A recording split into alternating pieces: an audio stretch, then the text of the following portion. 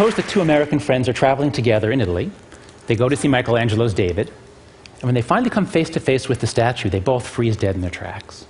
The first guy, we'll call him Adam, is transfixed by the beauty of the perfect human form. The second guy, we'll call him Bill, is transfixed by embarrassment at staring at the thing there in the center. So here's my question for you. Which one of these two guys was more likely to have voted for George Bush, which for Al Gore? I don't need to show of hands because we all have the same political stereotypes. We all know that it's Bill. And in this case, the stereotype corresponds to a reality. It really is a fact that liberals are much higher than conservatives on a major personality trait called openness to experience. People who are high on openness to experience just crave novelty, variety, diversity, new ideas, travel. People low on it like things that are familiar, that are safe and dependable. If you know about this trait, you can understand a lot of puzzles about human behavior. You can understand why artists are so different from accountants. You can actually predict what kinds of books they like to read, what kinds of places they like to travel to, and what kinds of food they like to eat. Once you understand this trait, you can understand why anybody would eat at Applebee's, but not anybody that you know.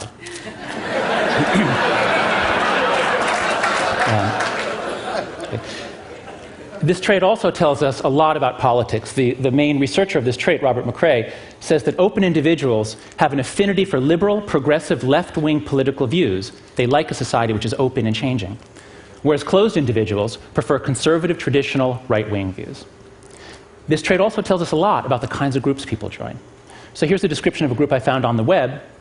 What kinds of people would join a global community welcoming people from every discipline and culture who seek a deeper understanding of the world and who hope to turn that understanding into a better future for us all? This is from some guy named Ted. Well, let's see now. If openness predicts who becomes liberal and openness predicts who becomes a Tedster, then might we predict that most Tedsters are liberal? Let's find out. I'm going to ask you to raise your hand whether you are liberal, left of center on social issues we're talking about primarily, or conservative, and I'll give a third option because I know there are a number of libertarians in the audience. So right now, please raise your hand down in the simulcast rooms too. Let's let everybody see who's here. Please raise your hand if you would say that you are liberal or left of center. Please raise your hand high right now. Okay. Please raise your hand if you'd say you're libertarian. Okay, about 2 dozen. And please raise your hand if you'd say you are right of center or conservative. 1, 2, 3, 4, 5, about 8 or 10. Okay. This is a bit of a problem. Because if our goal is to understand the world, to seek a deeper understanding of the world, our general lack of moral diversity here is going to make it harder. Because when people all share values, when people all share morals, they become a team. And once you engage the psychology of teams, it shuts down open-minded thinking. When the liberal team loses, as it did in 2004 and as it almost did in 2000, we comfort ourselves. We try to explain why half of America voted for the other team. We think they must be blinded by religion or by simple stupidity.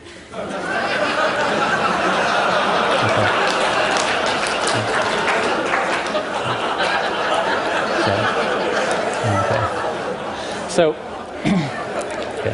if you think that half of America votes Republican because they are blinded in this way, then my message to you is that you're trapped in a moral matrix, in a particular moral matrix. And by the matrix, I mean literally the matrix like the movie The Matrix. But I'm here today to give you a choice. You can either take the blue pill and stick to your comforting delusions, or you can take the red pill, learn some moral psychology, and step outside the moral matrix. Now, because I know... Okay, I assume that answers my question. I was going to ask you which one you pick, but no need. You're all high in openness to experience, and besides, it looks like it might even taste good, and you're all epicures. So anyway, let's go with the red pill. Let's study some moral psychology and see where it takes us. Let's start at the beginning. What is morality, and where does it come from? The worst idea in all of psychology is the idea that the mind is a blank slate at birth. Developmental psychology has shown that kids come into the world already knowing so much about the physical and social worlds, and programmed to make it really easy for them to learn certain things and hard to learn others. The best definition of innateness I've ever seen, this just clarifies so many things for me, is from the brain scientist Gary Marcus. He says, the initial organization of the brain does not depend that much on experience. Nature provides a first draft, which experience then revises. Built-in doesn't mean unmalleable. It means organized in advance of experience. Okay, so what's on the first draft of the moral mind? To find out, my colleague Craig Joseph and I read through the literature on anthropology, on cultural variation and morality, and also on evolutionary psychology, looking for matches. What are the sorts of things that people talk about across disciplines, that you find across cultures, and even across species? We found five best matches, which we call the 5 foundations of morality. The first one is harm-care. We're all mammals here. We all have a lot of neural and hormonal programming that makes us really bond with others, care for others, feel compassion for others, especially the weak and vulnerable, gives us very strong feelings about those who cause harm. This moral foundation underlies about 70% of the moral statements I've heard here at TED. The second foundation is fairness, reciprocity. There's actually ambiguous evidence as to whether you find reciprocity in other animals, but the evidence for people could not be clearer. This Norman Rockwell painting is called The Golden Rule, and we heard about this from Karen Armstrong, of course, as the foundation of so many religions. That second foundation underlies the other 30% of the moral statements I've heard here at TED.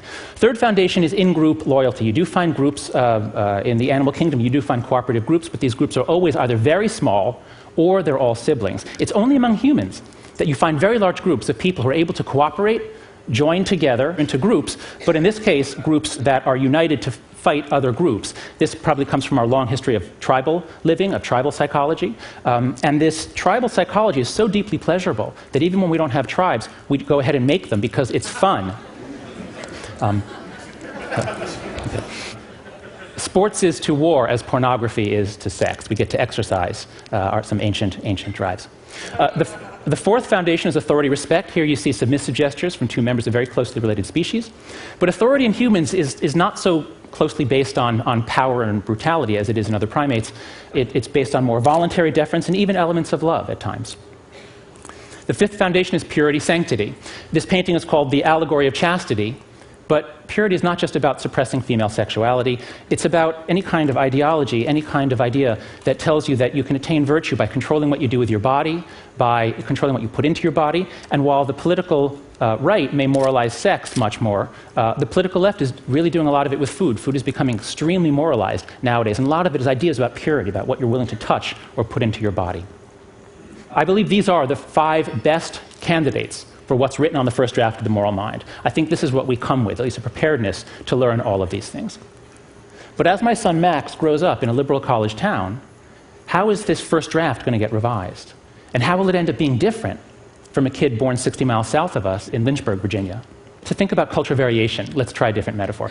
If there really are 5 systems at work in the mind, 5 sources of intuitions and emotions, then we can think of the moral mind as being like one of those audio equalizers that has 5 channels where you can set it to a different setting on every channel. And my colleagues Brian Nozick and Jesse Graham and I made a questionnaire, which we put up on the web at www.yourmorals.org. And so far, 30,000 people have taken this questionnaire, and you can too. Here are the results. Here are the results from about 23,000 American citizens. On the left, I've plotted the scores for liberals. On the right, those for conservatives. In the middle, the moderates. The blue line shows you people's responses on the average of all the harm questions. So as you see, people care about harm and care issues. They give high endorsement of these sorts of statements all across the board. But as you also see, liberals care about it a little more than conservatives. The line slopes down. Same story for fairness. But look at the other 3 lines. For liberals, the scores are very low. Liberals are basically saying, no, this is not morality. In-group authority, this stuff has nothing to do with morality, I reject it. But as people get more conservative, the values rise. We could say that liberals have a kind of a 2-channel or 2-foundation morality. Conservatives have more of a 5-foundation or 5-channel morality. We find this in every country we look at. Here's the data for 1,100 Canadians. I'll just flip through a few other slides. The UK, Australia, New Zealand, Western Europe, Eastern Europe, Latin America, the Middle East, the East Asia, and South Asia. Notice also that on all of these graphs, the slope is steeper on in-group authority purity, which shows that within any country, the disagreement isn't over harm and fairness. We debate over what's fair, but everybody agrees that harm and fairness matter. Moral arguments within cultures are especially about issues of in-group authority purity. This effect is so robust that we find it no matter how we ask the question. In one recent study, we asked people to suppose you're about to get a dog, you picked a particular breed, you learned some new information about the breed. Suppose you learn that this particular breed is independent-minded and relates to its owner as a friend and an equal. Well, if you're a liberal, you say, hey, that's great, because liberals like to say, fetch, please.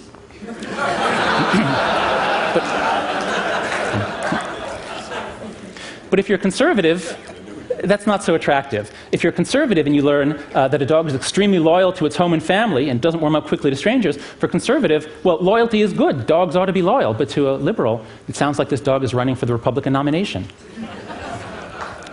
So you might say, okay, there are these differences between liberals and conservatives, but what makes those three other foundations moral? Aren't those just the foundations of xenophobia and authoritarianism and Puritanism? What makes them moral? The answer, I think, is contained in this incredible triptych from Hieronymus Bosch, The Garden of Earthly Delights. In the first panel, we see the moment of creation. All is ordered, all is beautiful, all the people and animals are doing what they're supposed to be doing, where they're supposed to be. But then, given the way of the world, things change. We get every person doing whatever he wants with every aperture of every other person and every other animal. Some of you might recognize this as the 60s. But the 60s inevitably gives way to the 70s, where the cuttings of the apertures hurt a little bit more. Of course, Bosch called this hell. So this triptych, these three panels, portray the timeless truth that order tends to decay, the truth of social entropy. But lest you think this is just some part of the Christian imagination where Christians have this weird problem with pleasure, here's the same story, the same progression, told in a paper that was published in Nature a few years ago, in which Ernst Fehr and Simon Gachter had people play a commons dilemma, a game in which you give people money, and then on each round of the game, they can put money into a common pot, and then the experimenter doubles what's in there, and then it's all divided among the players. So it's a really nice analog for all sorts of environmental issues, where we're asking people to make a sacrifice, and they themselves don't really benefit from their own sacrifice, but you really want everybody else to sacrifice, but everybody has a temptation to free ride. And what happens is that at first people start off reasonably cooperative. And this is all played anonymously. On the first round, people give about half of the money that they can, but they quickly see, you know what, other people aren't doing so much, so I don't want to be a sucker, I'm not going to cooperate, and so cooperation quickly decays from reasonably good down to close to zero. But then, and here's the trick, Fehr and Gachter said on the seventh round, they told people, you know what, new rule, if you want to give some of your own money to punish people who aren't contributing, you can do that. And as soon as people heard about the punishment issue going on, cooperation shoots up. It shoots up and it keeps going up. There's a lot of research showing that to solve cooperative problems, it really helps. It's not enough to just appeal to people's good motives. It really helps to have some sort of punishment, even if it's just shame or embarrassment or gossip. You need some sort of punishment to bring people, when they're in large groups, to cooperate. There's even some recent research suggesting that religion, priming God, making people think about God, often in some situations leads to more cooperative, more pro-social behavior. Some people think that religion is an adaptation evolved both by cultural and biological evolution to make groups to cohere, in part for the purpose of trusting each other and then being more effective at competing with other groups. I think that's probably right, although this is a controversial issue. But I'm particularly interested in religion, in the origin of religion, and in what it does to us and for us, because I think that the greatest wonder in the world is not the Grand Canyon. The Grand Canyon is really simple. It's just a lot of rock and then a lot of water and wind and a lot of time, and you get the Grand Canyon. It's not that complicated. This is what's really complicated, that there were people living in places like the Grand Canyon, cooperating with each other, or on the savannas of Africa, or on the frozen shores of Alaska. And then some of these villages grew into the mighty cities of Babylon and Rome and Tenochtitlan. How did this happen? This is an absolute miracle, much harder to explain than the Grand Canyon. The answer, I think, is that they used every tool in the toolbox. It took all of our moral psychology to create these cooperative groups. Yes, you do need to be concerned about harm, you do need a psychology of justice, but it really helps to organize a group if you can have subgroups, and if those subgroups have some internal structure, and if you have some ideology that tells people to suppress their carnality, to pursue higher, nobler ends. And now we get to the crux of the disagreement between liberals and conservatives. Because liberals reject three of these foundations. They say, no, let's celebrate diversity, not common in-group membership. They say, let's question authority, and they say, keep your laws off my body. Liberals have very noble motives for doing this. Traditional authority, traditional morality can be quite repressive and restrictive to those at the bottom, to women, to people that don't fit in. So liberals speak for the weak and oppressed. They want change and justice, even at the risk of chaos. As this guy's shirt says, stop bitching, start a revolution. If you're high on openness to experience, revolution is good, it's change, it's fun. Conservatives, on the other hand, speak for institutions and traditions. They want order, even at some cost, to those at the bottom. The great conservative insight is that order is really hard to achieve, it's really precious, and it's really easy to lose.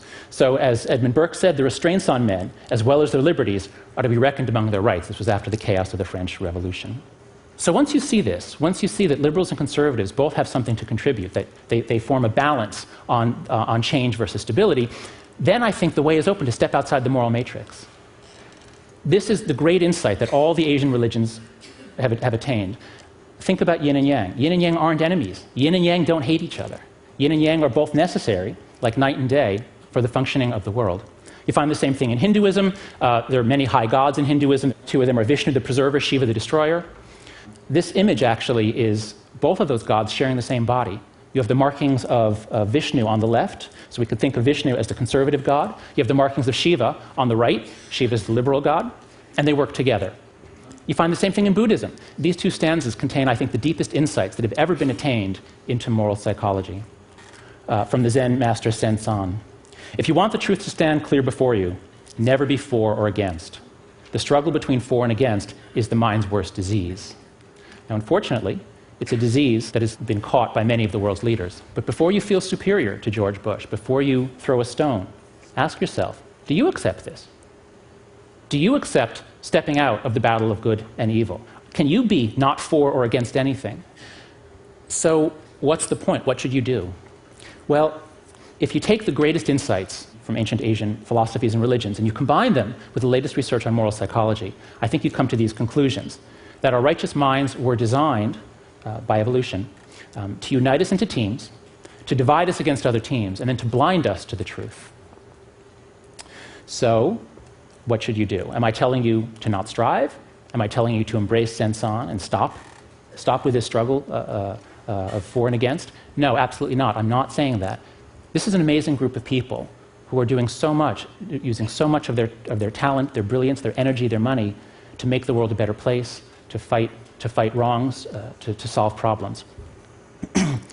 But as we learned from Samantha Power in her story about Sergio Vieira de Mello, you can't just go charging in saying, you're wrong and I'm right. Because as we just heard, everybody thinks they are right. A lot of the problems we have to solve are problems that require us to change other people. And if you want to change other people, a much better way to do it is to first understand who we are, understand our moral psychology, understand that we all think we're right, and then step out, even if it's just for a moment, step out, check in with Sen-san. Step out of the moral matrix, just try to see it as a struggle playing out in which everybody does think they're right, and everybody at least has some reasons. Even if you disagree with them, everybody has some reasons for what they're doing. Step out, and if you do that, that's the essential move to cultivate moral humility, to get yourself out of this self-righteousness, which is the normal human condition.